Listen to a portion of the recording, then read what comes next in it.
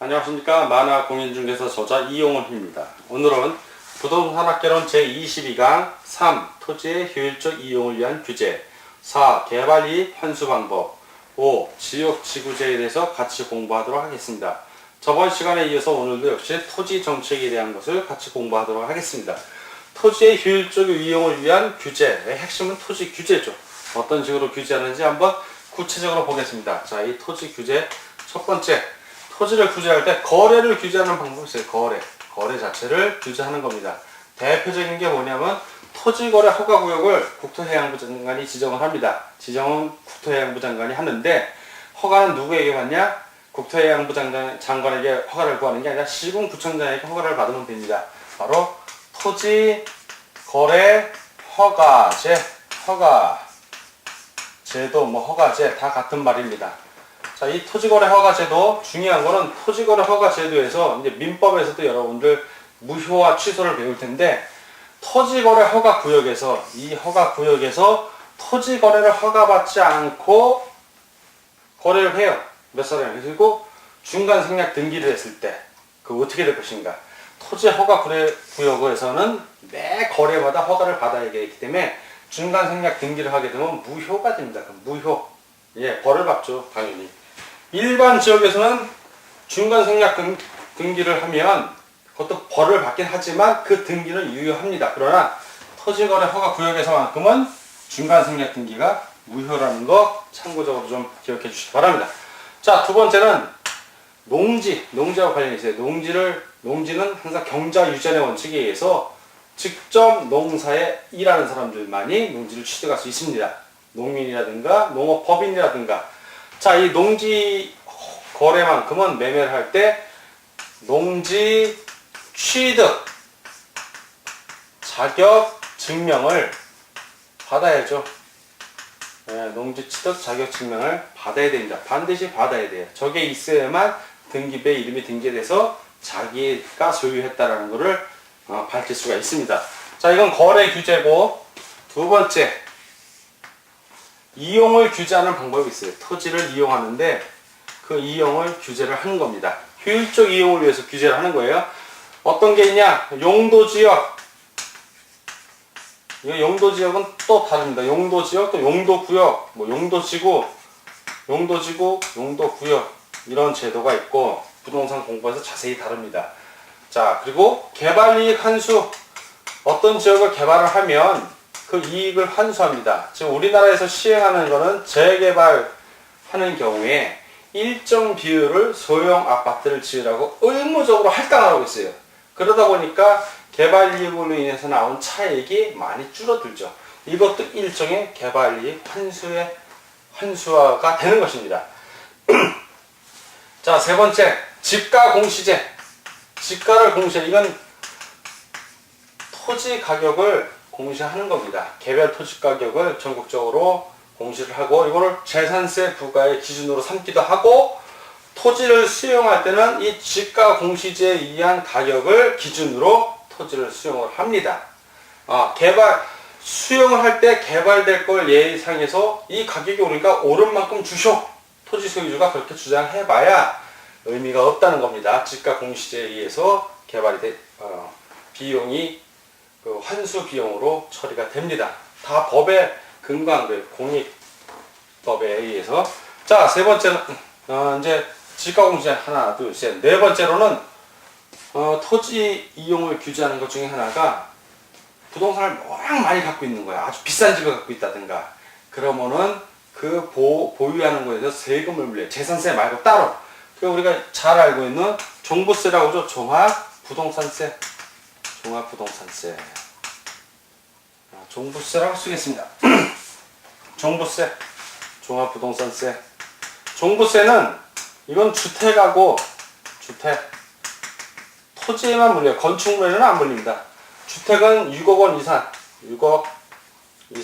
1세대 1주택일 경우에는 여기다 3억을 플러스 해줘요. 그래서 1세대 1주택은 9억을 초과하는 경우에 9억까지는 종부세 안 물리고 초과하는 경우에 토지 같은 경우는 분리과세라고 해서 농지 같은 거는 종부세 안 매기고 합산과세하는 거 별도 합산하고 합산 종합 합산하는 것만 종부세를 매깁니다. 이 두 개만. 토지하고 주택, 건축물은 종부세 있다 없다? 없다. 요 정도만 알고 정리하고 넘어가시면 됩니다. 그 외에 이제 토지 이용 규제할 때, 부동산 매매할 때 인감증명을 반드시 띄도록 합니다. 그래야 등기부가 돼요. 부동산 여러분들 주택을 사고 팔 때 그 파는 사람의 권리를 보호하기 위해서죠. 등기 권리금도 물론 주지만 인감증명도 받아야 됩니다. 사는 사람은 상관이 없고 파는 사람 거. 왜? 권리자니까. 그 사람의 인감증명서를 뜰 때 뭐라고 띄워야 되면 부동산 매도용! 그걸 띄워야 돼요. 일반 거를 띄면은 매매 등기가 안 됩니다. 소유권 이전 등기가 안 돼요. 자, 인감증명제, 인감제도가 있고, 그리고 마지막으로 이제 토지 기록을 이런 전산화 합니다. 기록을 다 전산화해서 일목요연하게 관리할 수 있게 하는 겁니다. 자, 이건 이용 규제, 거래 규제나 이용 규제는 직접적 규제고, 이제 간접적 규제를 한번 살펴보도록 하겠습니다. 국가에서 이런 직접 규제하는 것도 필요하지만 일정적으로 어느 자율성을 보장해줘서 간접적으로 규제를 하는 겁니다. 자, 간접 규제. 간접 규제가 오히려 더 나을 수가 있습니다. 간접 규제의 첫 번째는 부동산 실명제. 내 땅이면 내 이름이 들어가야지. 근데 다른 사람 이름이 들어가면 안 되는 거예요. 이건 다른 말로 말하면 명의신탁 금지. 네, 명의신탁을 금지하는 거예요. 다른 사람 이름으로 해서 세금을 쭉 적게 내려는 거. 재산을 이제 은닉하는 행위. 이런 것들을 금지시키는데, 명의신탁 금지한다든가 중간 승낙을 금지시키는 거, 그리고 등기를 할 때 공동신청, 그리고 거민계약서 제도. 요즘은 거민계약서 물론 제도도 있지만 공인중개사 업무니 부동산 거래 신고에 관한 법률에 의해서 부동산 거래를 하면, 매매를 하면 그 계약한 날로부터 60일 이내에 시군구청에 거래 신고를 해야 돼요. 거래 신고를 해서 신고 필증을 받은 경우에는 거민을 받은 것으로 본다 하기 때문에 거민계약서 그때는 안 해도 됩니다. 계약서에 도장받을 필요 없어요, 그때는. 자, 그리고 부동산 거래 신고제. 요즘 여러분들이 되고자 하는 공인중개사를 규율한 법이 공인중개사의 업무 및 부동산 거래 신고에 관한 법률입니다. 거기에 부동산 거래 신고 규정이 있어요. 거래 신고를 해야. 자, 이때 개인과 개인이 둘이 알아서 매매 계약을 했으면 그 두 사람이 공동으로, 또는 한 사람이 반대하면 나머지 한 사람이 일방에 가서 신고를 하면 됩니다. 시군구청에 가서 뭐 어느 땅을, 아니면 어느 토지를, 어느 주택을 주소 적고 이거를 얼마 매매가, 실제 거래가 얼마에 매매했습니다라고 그 양식대로 기재하면 되는데, 공인중개사가 중개를 해서 거래된 경우에는 거래 당사자에게 신고 의무가 없어요. 공인중개사가 신고를 해야 됩니다. 이때는. 예, 그거 좀 참고적으로 알아두시고. 자, 이런 부동산 실명제 간접적인 거죠. 꼭 거래를 직접 규제하는 건 아니에요. 간접적으로. 두 번째는 우리의 어떤 게 있냐면, 두 번째로는 토지 공개념. 네, 토지를 개인이 가졌다 하더라도 토지는 공적으로 이용해야 된다 하는 이 토지 공개념 제도의 활용입니다. 그러니까 토지를 개발할 때 공익을 우선시키는 거죠. 토지 이용에 있어서 공공복리를 우선시키고 토지의 합리적 이용 개발을 유도하는 겁니다. 이건. 그리고 토지 이용을 할 때 자연을 파괴하지 않도록 토지 공개념, 토지를 공적으로 이용하는 거니까 아무리 내 거라 해서 함부로 파괴할 것이 아니라 모두에게 이익이 되도록 하는 겁니다. 그러다 보면 국토의 균형 발전도 되는 것이고, 또 토지 이용을 공개념, 공적으로 이용하다 보면 모두에게 이익이 되다 보니까 좋은 생활 환경도 확보할 수 있게 되는 겁니다. 세 번째, 간접적인 방법 세 번째. 토지은행제도라고 있어요. 토지은행제도. 토지은행 그러면 뭘 비축하는 거 아니에요? 토지은행제도 다른 말로 토지 비축이라고 돼요. 비축. 비축은 준비해야 하는 거예요. 축적한다는 얘기가. 저축하는 거예요. 저축. 토지를 저축하는 거야. 즉 토지가 싼 가격일 때 국가에서 미리 매입을 하는 거예요. 매입을 했다가 공공용지를 쓸 때 이렇게 준다든가, 꼭 필요한 용지를 은행에서 갖고 있다 주듯이 그런 식으로 토지를 비축해 놨다가 토지 수요가 증가할 때 비축한 토지를 수요자에게 공급을 하는 거죠. 대여를 한다든가.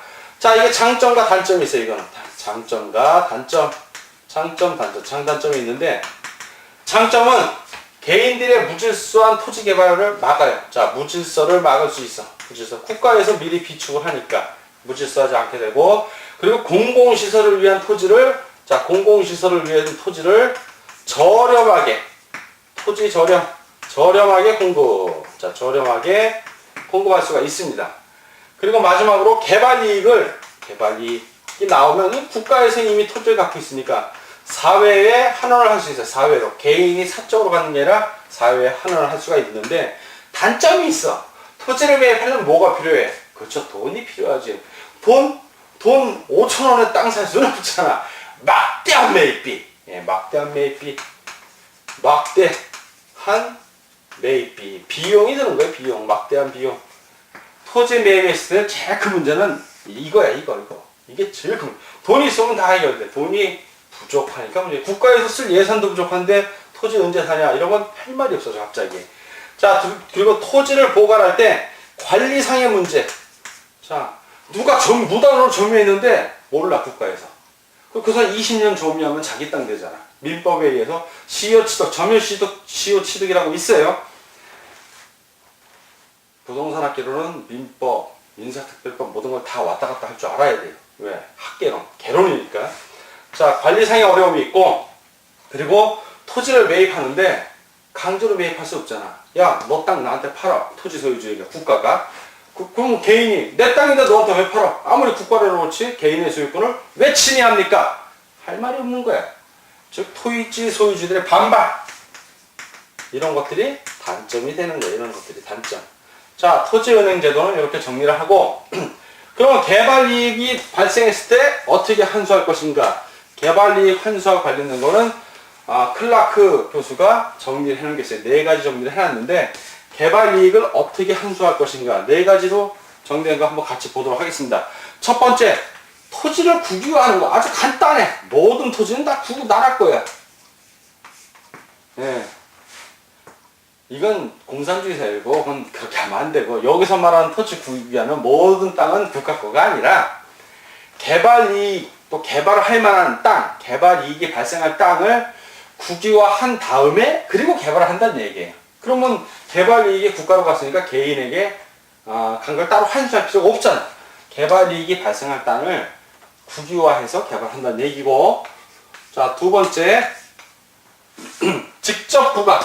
개발이익이 발생하면 직접 개발이익이 발생한 사람에게 세금을 부과하는 거예요. 그래서 개발이익을 환수하는 거죠. 직접 부과 간단하게 세금을 부과하면 되는 거고, 세 번째는 초과매수. 초과해서 매수해. 초과 좀 많이 안 돼. 공공사업을 할 때 필요한 양 이상으로 토지를 미리 매입해서 개발을 하는 거죠. 그래서 공공개발을, 자, 공적 개발을 요만큼을 했어. 근데 개발이익은 이 주변까지 확산이 된단 말이야. 예, 이 주변을 확산이 돼.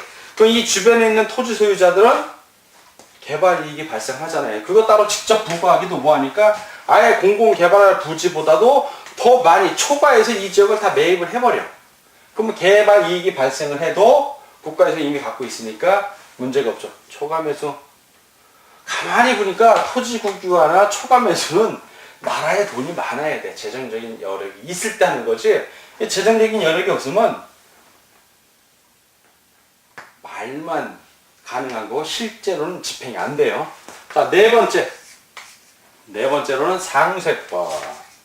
상세 그러면 서로 없앤다는 얘기죠. 이거는 공공사업을 해서 토지 수용을 할 때 토지 소유자에게 개발에 의한 이익을 상쇄시킨 다음에 보상을 한다는 거예요. 뭐냐면 토지를 수용을 해. 공공개발을 하기 위해서 토지를 딱 수용을 하는데 토지를 수용할 때 개발됐을 때의 가격으로 수용을 하는 게 아니라 그걸 상쇄시켜 그냥 지금 있는 그들의 가격으로 돈을 보상금을 주고 수용한다는 얘기예요. 우리나라는 지금 이렇게 진행을 하고 있어요. 우리나라가 공공사업을 개발할 때 토지 수용을 할 때 개발된다는 정보가 유출되면 주변 땅값이 올라가잖아요. 자, 예를 들면 어떤 얘기냐면 이 지역을 개발을 하기로 해서 공공 지역이 들어와. 뭐 농경지든 뭐든 상관이 없어요. 그러면 개발 이익이 파급이 될 거야, 주변으로. 이렇게 파급이 된다면 요 땅만 수용을 해. 우리나라는 지금 초과 매수를 안 해. 그러면 요 땅을 초과 매수를 하게, 요 땅을 공공개발을 한다 그러면 이 일대가 토지 가격이, 지가가 다 상승을 한다고요. 자, 공공 수용되는 사람들은 상세법에 의해서 그냥 원래의 공시지가 가격으로 보상을 해버려. 그러면 공공 수용되는 땅 외에 여기 근처에 있는 땅들은 지가가 올랐으니까 이 사람들은 개발 이익을 누리는 거죠. 상세법은 그 땅에만 적용이 되는 거예요. 그러니까 이런 거를 형평성에 맞게 하려면 요 수용을 할 때 가격을 약간 좀 올려서 수용을 해 주든가, 아니면 초과 매수를 다 해갖고 이 일대도 다 그 상세법에 의한 초과 매수를 해버리든가 이렇게 해야 됩니다. 어쨌든 개발이익 환수 방법은 이렇게 네 가지가 있다는 걸로 정리를 해 두시고, 우리나라 같은 경우는 주로 어떤 걸 하냐면 그 재개발에서 특히 나타나는데, 재개발하는 아파트들이 쭉 있을 거 아니에요. 지금 요즘 재개발 아파트들이 많이 메리트, 장점이 좀 떨어진 이유가, 옛날에는 재개발 아파트를 허물고 높은 아파트를 지었어. 그러면은 원래 30평 살던 사람이 40평으로 가고 자기 돈 하나도 안 들이고, 왜? 일반 분양을 하니까. 나머지는 일반 분양을 해. 근데 일반 분양하는 물량이 점점 줄은 거야. 왜? 의무 비율로 주택을 지어야 돼. 소형 아파트. 소형 아파트는 이익이 별로 안 남잖아요. 그렇다 보니까 개발 이익이 많이 상쇄되죠. 네, 상쇄. 그렇다 상세법하고는 다른 거예요. 좀 다른 거야. 자, 개발 이익 환수 방법은 이 네 가지가 있고, 자, 이번엔 지역 지구제에 대해서 같이 공부하도록 하겠습니다. 지역 지구제. 용도 지역을 얘기하는 거예요. 지역제, 용도 지역, 용도 구역, 뭐 이런 걸 얘기하는 건데, 지역 지구제는 부동산 공법에서 자세히 다릅니다. 자, 지역 지구제. 지역 지구제가 뭐가 있는지 이걸 배우는 게 아니라, 지역 지구제의 뭐 목표라든가 그 실예 이런 걸 지금 공부하는 거예요. 지역 지구제 그러면 지역, 용도 지역 그러면 도시 지역, 관리 지역, 농림 지역, 자연환경 보관 지역, 그래서 도관 농자라고 얘기해 드렸고, 도시 지역에는 주상 공역에서 주거 지역, 상업 지역, 공업 지역, 녹지 지역 네 가지가 있다라고 얘기를 드렸습니다. 그걸 지금 배우고자 하는 게 아니라 지역 지구체 이 제도에 대한 걸 지금 얘기하는 거예요. 지역 지구체의 의의, 어떤 의의가 있을 거 아니야. 사적 시장이, 개인적인 토지 시장이 외부 효과에 대해서 효율적으로 대처를 못해. 이럴 때 정부가 채택하는 그 외부 효과에 대한 부동산 규제 한 방법입니다. 자, 이건 그게 의의고, 자, 외부 효과 제거. 어떤 외부 효과? 부의 외부 효과를 제거하기 위해서 시행하는 부동산 규제의 한 방법입니다. 자, 이 목표. 지역 지구제의 목표가 있을 거예요. 왜 그럼 이걸 하냐? 방금 말한 부의 외부 효과를 감소시켜 갖고 사회의 자원 배분을 효율적으로 하기 위해서, 자원 배분을 효율적으로 하기 위해서입니다. 자, 실예. 자, 정의 외부 효과, 단기 효과로서 이제 정의 외부 효과에 대해서 플러스 외부 효과. 정의 외부 효과, 저번 시간에 배운 대로 외부 효과 배웠죠? 왼쪽에 가격, 오른쪽에 수요랑 공급량, 가운데 6이 됐네. 5점을 딱 만들어 놓으면 원래는 수요하고 공급이 있는데 공원이 지어진다든가, 뭐 이렇게 공공기관, 좋은 기관이 도서관이 들어온다든가 해서 그 지역의 쾌적성이 높아진 거야. 삶의 질이 올라가서. 그러면 주택에 대한 수요가 늘어나니까 옆 동네에서 이사를 옵니다. 자, 그럼 수요 곡선 자체가 이동을 해.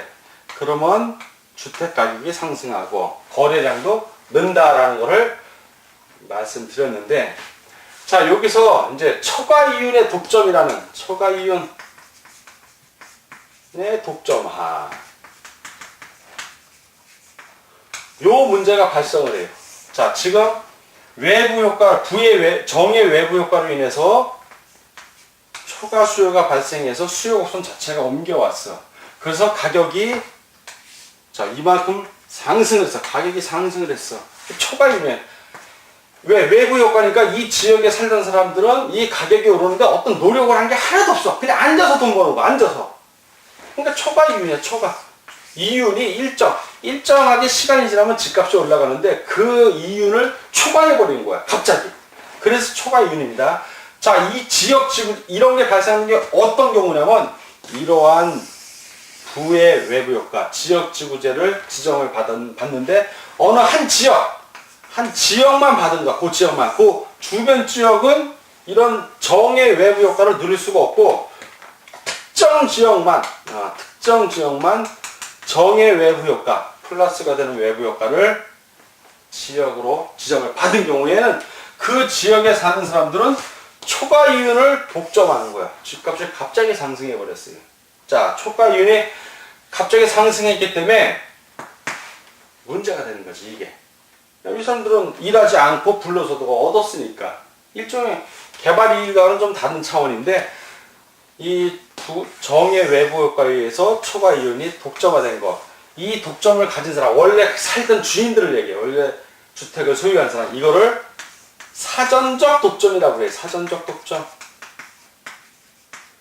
용도 지역으로 지정이 되면서 원래 있던 사전이지. 이 사람들은 사후에 집을 산 게 아니라 그 전에 이미 소유하고 있는 사람들이야. 사전적 독점자들. 그 집을 한 채씩 다 갖고 있으니까 독점자들이야. 이런 사전적 독점자들은 초과 이윤을 갖고 있는 거야. 갑자기 오른 만큼 초과 이윤을 누리는 거야. 그리고 이 사람들은 이 집을 팔면 초과 이윤이 실현이 되죠. 빨리 팔아야지.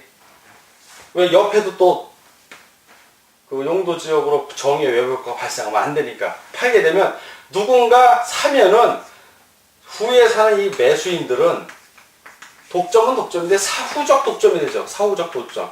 이 사후적 독점자들은 초과 이윤을 이미 지불했기 때문에 지금 여기서 나타나는 문제에 있어서 사후적 독점은 아무 문제가 없어. 그러나 이 사전적 독점자들은 초과 이윤이 발생해서 돈을 벌었기 때문에 불로소득을 얻었잖아. 이게 문제라는 거예요. 이거는 문제가 되는 거예요. 자, 초과 이윤에 있어서 용도지역 지정으로 정의 외부 효과가 발생한 경우 어떤 특정 지역이 초과 이윤의 독점화 문제는 사후적 독점자에게 특히 문제가 된다라고 지문이라고 틀린 거예요. 사전적 독점자에게 문제가 발생한다라고 해야죠. 왜? 사후적 독점자들은 돈 내고 산 거야. 그러니까 돈을 이미 지불한 사람들이니까 문제될 게 없지. 그 돈을 노동하지 않고 벌은 사람들이 문제라는 거예요. 자, 부동산에 있어서 문제가 되는 거는 사전적 독점이다, 사후적 독점이다. 사전적 독점이다. 자, 이 특권화된 이 시장, 지역, 이 지역은 장기적으로는 주변 시장이 이제 개방이 되니까 장기적으로 이 가격도 떨어질 거라고요. 문제가 안 되는데 단기적으로 문제가 되는 거고, 또 하나 이 초과 이윤이 발생하는 이 지역 옆에 경쟁적 시장이 또 하나 있다면 이 시장의 초과 이윤은 많이 줄어들겠죠. 예, 많이 줄어듭니다. 시장이 개방했을 때는 장기적으로는 이 초과 이윤이 줄어들 것이고, 그 옆에 경쟁적 시장으로서 특정 지역이 아니라 모든 지역이 이렇다면 이거는 발생을 하질 않아요. 예, 어느 특정 지역에서 단기적으로 정의 외부 효과가 발생됐을 때 초과 이윤의 독점이 되는데, 이때 이 독점자들은 사전적 독점자를 의미하며 그것이 문제라는 것을 꼭 인식해 주시기 바랍니다. 자, 오늘은 부동산학개론 제22강 3 토지의 효율적 이용을 위한 규제하고 지적 규제, 간접 규제를 배웠고, 개발리 환수 방법에 대해서 클라크의 4가지 환수 방법에 대해서 공부를 했습니다. 그리고 5번째 지역 지구제에 있어서 여러 가지 의 목표를 배웠는데, 그 중에서 특정 지역이 지역 지구제를 통해서 정의 외부 효과를 누릴 경우 초과 이윤이 발생하고, 이 초과 이윤 독점화는 사전적 독점자에게서 발생하는 것만이 문제가 된다는 것, 사후적 독점자는 문제가 되지 않는다는 것들을 기억해 주시기 바랍니다. 자, 오늘 공부하시느라고 수고 많으셨습니다. 다음 시간에 뵙도록 하겠습니다. 감사합니다.